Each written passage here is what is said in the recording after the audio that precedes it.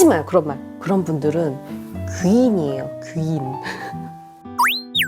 아이가 자폐인 거를 처음 알았을 때는 주변을 아무리 둘러봐도 자폐 아이를 키우는 친구가 없지만, 아이가 커가면서 장애통합 어린이집을 보내게 된다든지 여러 가지 치료를 하게 된다든지 부모 교육을 받으면서 내 아이와 비슷한 그런 장애를 갖고 있는 엄마들을 알게 되고 친해지게 되는 기회가 반드시 생겨요. 아이들의 상황이 비슷하다 보니까 굉장히 너무 잘 통할 것 같고 그런 생각이 들지만, 막상 얘기를 해보면 생각보다 이게 잘 안 맞는 그런 경우도 많았어요. 근데 만날 때마다 기분이 좋고 또 보고 싶고 저에게 긍정적인 영향을 많이 주는 그런 엄마들을 제가 많이 알게 되었거든요. 그래서 그런 엄마들의 특징을 알려드릴게요.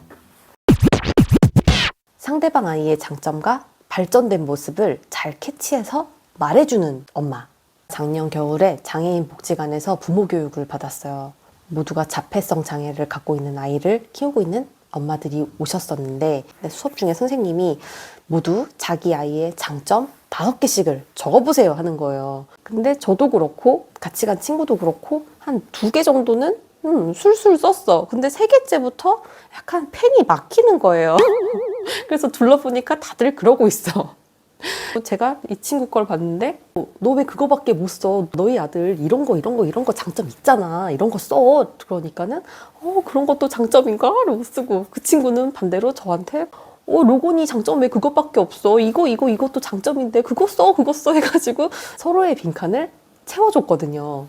저희끼리 그냥 키득키득 거리면서 썼는데, 거기 수업해 주시는 선생님이 하시는 말씀이, 발달장애 아이를 키우는 많은 부모님들이 우리 아이의 문제 행동, 그리고 소거를 해야 될 막 저 눈에 가시 같은 저런 반복적인 행동, 그런 걸 적으라 그러면은 줄줄줄줄 나오는데, 장점을 쓰라 그러면은 많이 말문이 막힌대요.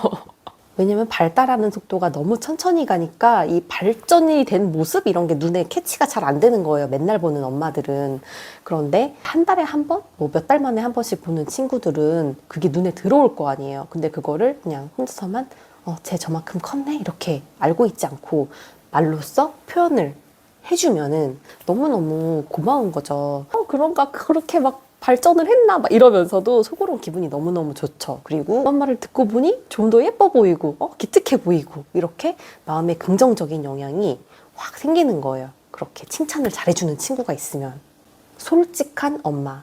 이 솔직하다는 거가 5만 가지 TMI, 뭐 우리 남편 연봉이 얼마고 우리 집은 뭐 월세인지 자간지 뭐 이런 그런 솔직한 TMI 말하는 거 말고, 그런 거는 부담스러워요. 하지 마세요. 그런 거 솔직한 거 말고, 어떤 거가 솔직한 사람이 좋냐면은 육아 감정, 장애가 있는 아이를 키우면서 내가 느꼈던 그런 육아 감정에 솔직한 엄마들, 그런 말 솔직하게 못하는 엄마들도 많아요. 근데 그런 말을 솔직하게 하는 엄마들을 만나면은 굉장히 좋은 친구가 될 수 있어요.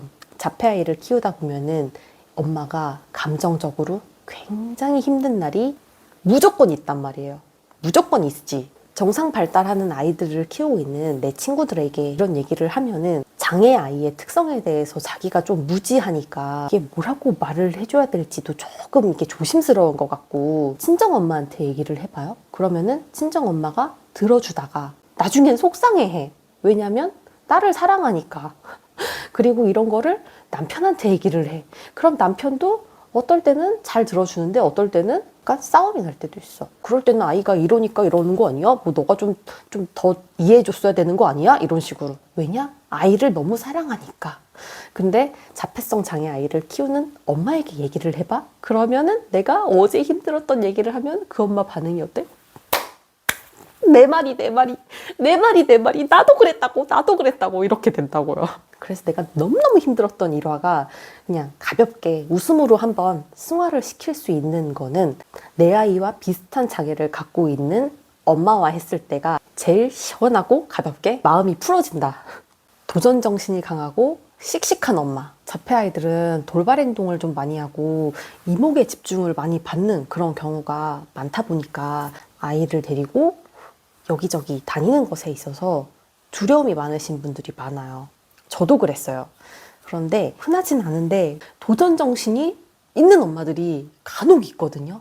이런 엄마들은 만약에 주변에 있으면은 무조건 친해져야 돼요. 제가 아는 어떤 엄마는 아이랑 둘이서 금, 토, 일 이렇게 2박 3일을 거의 매주를 여행을 다니는 엄마가 있어요. 아빠가 시간이 되면 아빠도 가지만 대체로 아이랑 엄마랑 둘이서 많이 다녀요. 어디든지 다 다녀. 아이랑 둘이서 설악산도 가고 지리산도 가고 제주도도 가고 강원도 여기저기 다 다녀요. 그리고 또 어떤 친구는 사는 지역 내에서 아이랑 둘이서 뭐 예쁜 카페도 가고 분위기 좋은 레스토랑도 다니고 2달에 한 번씩 아이 파마도 시키러 다니고, 그리고 그 엄마 심지어 자기 네일 아트 할 때도 아들을 데리고 가요. 기다리라고. 한 2시간을 기다린대. 많은 다양한 경험을 아이랑 하러 다니는 엄마가 있어요. 근데 저는 처음에는 그런 엄마들을 보면은 아이가 좀 얌전하고 좀 협조적이니까 그렇게 데리고 다니는 거겠지 생각을 했는데, 아이랑 엄마를 같이 보잖아요. 그러면은 그렇게 협조적이지도 않아요. 자폐아이들 중에서 이렇게 나이가 어린데 굉장히 협조적인 그런 아이는 저는 아직까지는 못 봤거든요. 근데도 그냥 엄마가 도전정신이 있고 엄마가 깡다구가 있으니까 그냥 데리고 다니는 거예요. 그런 엄마들이 주변에 한 명이라도 있으면 처음에는 좀 놀라워요. 나랑은 좀 다른 인간인가? 이런 느낌이 들고 처음에는 좀 이상하거든요. 근데 이 엄마가 자꾸 도전하는 모습을 옆에서 보게 되면 아이를 봐? 그렇게 협조적이지도 않은데 나도 모르게 나도 한번 해볼까? 라는 생각이 안에서 생겨요. 내 아이가 자폐 성향이 있고 돌발 행동을 하니까 내가 만든 틀이 있단 말이에요. 근데 그런 도전 정신 있는 엄마가 곁에 한 명 있으면은 내가 만들어 놓은 틀을 한 번, 2번 자꾸 나가보게 돼요. 아이도 낯선 환경에 자꾸 나가다 보면은 점점 데리고 다니기 편한 아이가 되거든요. 근데 이게 바로 쉽게 데리고 다니기 편한 아이가 절대 안 돼요. 자꾸 엄마도 된통 깨져보고 힘들어보고 경험을 많이 해보면서 가끔 성공 경험도 얻어 걸리는 거거든요. 힘든 경험 2번에 성공 경험 2번 이런 식으로 같이 쌓이는 거거든요.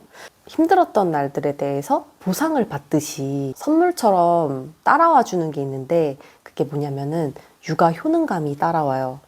육아 효능감은 자기가 육아를 성공적으로 해본 경험이 많을수록 생기고, 그리고 누군가가 성공했던 경험을 보거나 생동감 있는 얘기를 들으면은 더불어 생겨요. 그럼 동기부여가 생긴다는 거죠. 그렇기 때문에 도전 정신이 있고 힘들어도 뭐 그냥 일단 밀어붙여 막 이런 엄마들이 흔하진 않지만 한 분이라도 있으면은 내 육아 효능감을 끌어올리는데 굉장히 많은 도움이 되세요. 그런 분들은 귀인이에요. 귀인. 그리고 반대로 자꾸자꾸만 이렇게 거리를 둬야 될 것 같고 멀어져야 될 것 같은 그런 엄마들의 특징. 첫 번째로 먼 미래에 대한 걱정을 너무 많이 하시는 분들. 종종 그런 질문을 받아요. 아이의 장애를 어떻게 극복하셨나요? 아이의 장애를 어떻게 받아들이셨나요? 받아들이긴 뭘 받아들여. 극복을 하긴 뭘 극복을 해. 극복 하나도 안 했어. 극복은 우리 아이의 장애가 싹 나아서 정상이 되어야, 그래야 극복이 되는 거 아니에요? 아이의 병은 그대로고 아이의 상태는 그대로인데 뭘 극복을 해? 극복은 못하는 거라고 생각해요, 저는. 근데 다만 우리 아이에게 제가 적응을 해 나간다라고 생각을 하거든요. 그게 받아들이는 것처럼 보여지고 극복을 하는 것처럼 보여지나 봐요. 극복 전혀 아니고요. 그냥 제가 적응을 할 뿐인 거예요.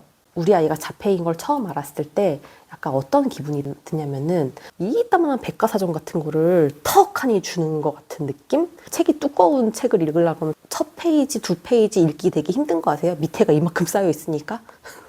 근데 그냥 읽는 거야. 한 장 한 장. 얇은 책, 얇은 책.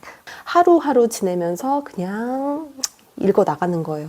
처음에 이만큼 읽을 때까지는 적응이 잘 안 돼, 이 책에. 근데 이따만한 책에서 이 정도 읽으면은 이렇게 잘 펴지죠. 읽기가 좀 편안한 책이 되잖아.